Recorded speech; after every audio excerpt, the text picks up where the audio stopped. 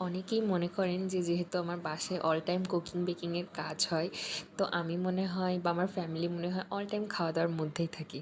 কিন্তু আসলে যাদের বাসায় কাজটা হয়, মেনলি যাদের বিজনেস পারপাসে কাজ করা হয়, তারাই জানেন যে বাসায় খাবার তৈরি করা হয় বিজনেস পারপাসে, ওই দিকেই চলে যায় খাবার। হ্যাঁ, বাসায় খাওয়ার জন্য বাড়তি থাকে না। ওই যে কেক বানাচ্ছি বলে অল টাইম কেক খাই, এরকম কিছুই হয় না। আমার যেটা অর্ডার আসে আমি সেটাই বানাই, বা বাসার কোনো অকেশনে বানানো হয়। তো এই করে করে কোনো কিছু অবশিষ্টাংশ থাকলে সেটাই খাওয়া পড়ে, বাট অল টাইম খাওয়া পড়ে না। এই যে এই পিৎজাটা কিন্তু বাসার জন্য বানানো, এবং আমার চিজ দেওয়া দেখে আপনারা বুঝতেই পারতেছেন যে বাসার জন্য বানানো বলে এরকম হয়তো স্যাস্টাম করতেছি।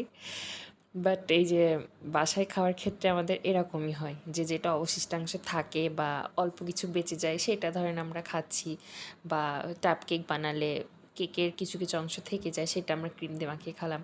কিন্তু নিজেদের জন্য আর কি সেভাবে কোনো খাবার বা কেক করে ওঠা হয় না আসলে।